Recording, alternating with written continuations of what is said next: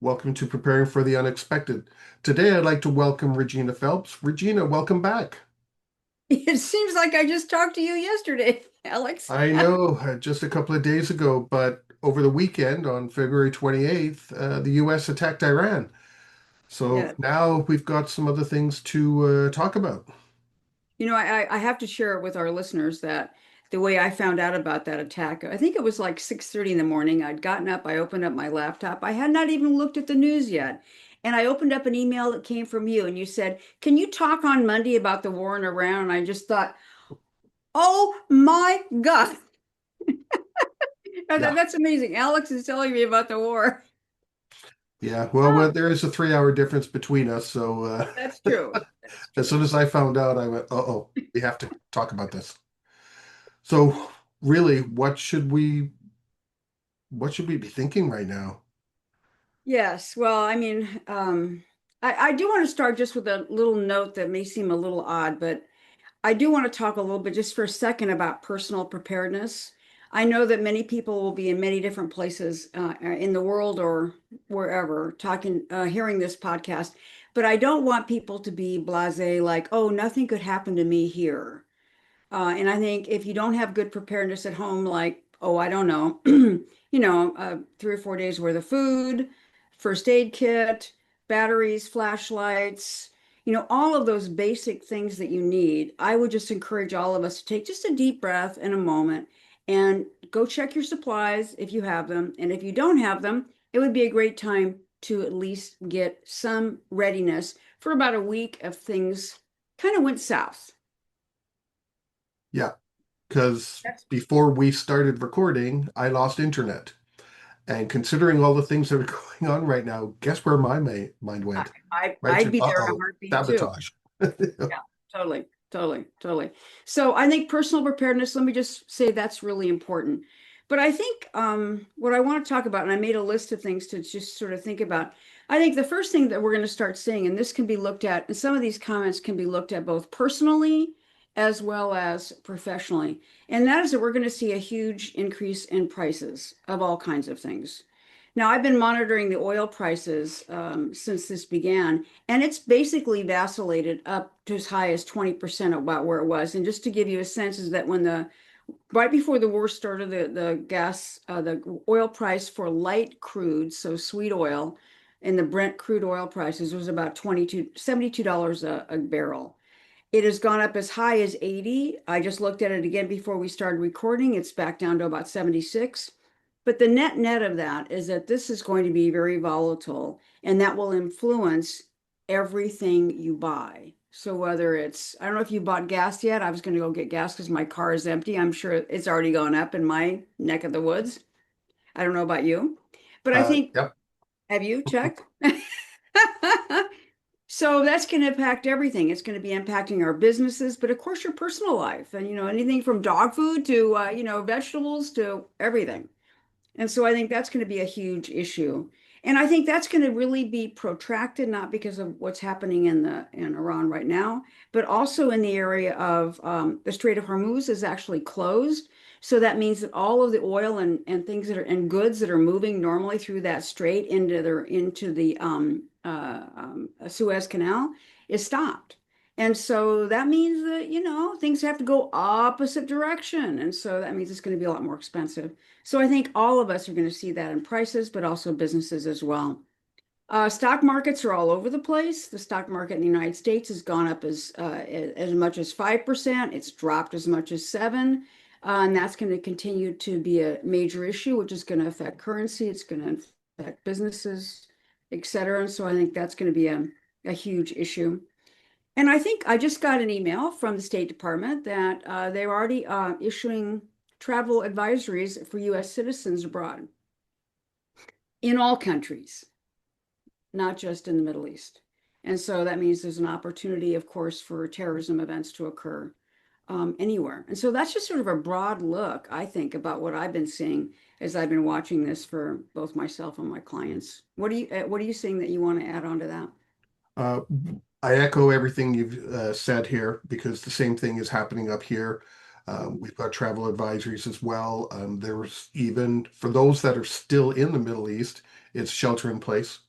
Mhm. Don't go anywhere right now because you don't know what's going to happen. Yeah. Uh, Depending on where you live in your communities, really pay attention to situational awareness right now as to what's happening. Protesters, pro and con war. Some people are against the war but pro regime change. So, Right. Right. there's all kinds of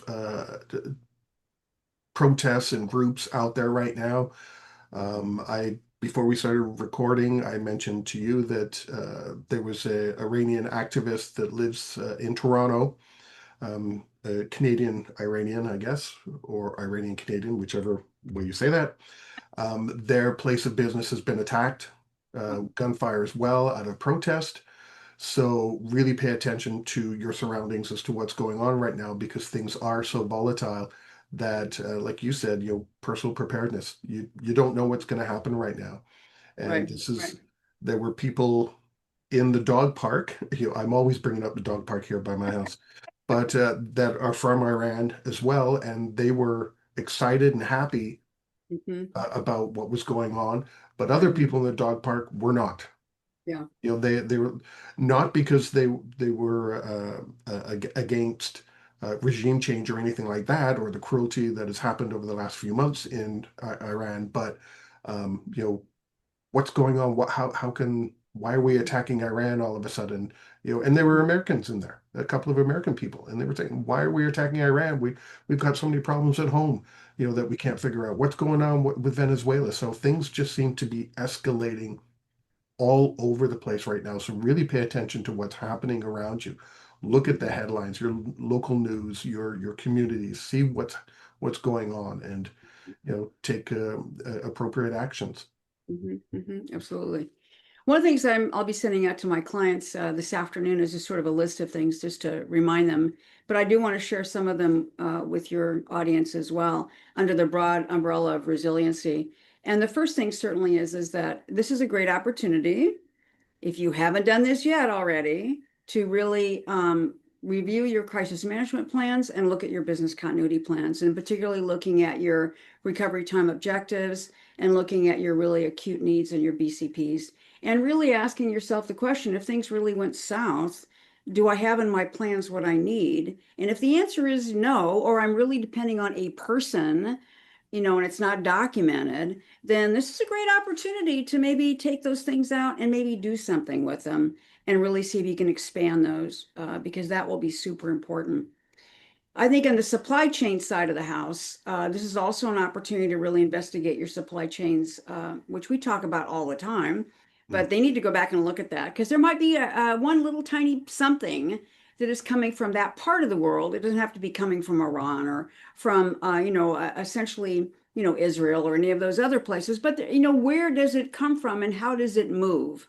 And so if it's normally moving through the Red Sea, for example, it's going to be probably delayed. It's also going to probably be more expensive because, again, if they're doing a longer route, that's going to impact the cost of the actual good. So I think we need to really seriously do another supply chain check, is what I would really advise people to be thinking about.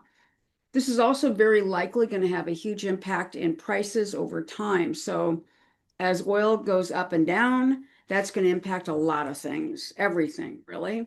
And mhm, so that's everything from electricity costs to all of the products and services that you purchase today. And so I think, again, businesses are going to be very likely doing some serious investigations and some tight belt, tightening, if you will. And so I think that will be something that people need to really think about as well. And then all the market volatility. I think people are going to start to get anxious. So, with what's happening in their stock portfolio, their 401k, whatever their retirement funds are, I think it's a good opportunity just to, take a deep breath. If you work with somebody, go talk to them, but also not do something silly by, there's a lot of times that there'll be something like this and people immediately think they need to divest themselves of their financial holdings. And then they end up really putting themselves in a lot worse condition. So, take a deep breath and think before you do anything. I know this is scary and it's frightening and it's awful, but at the same time, I think we need to really sort of take a deep breath there.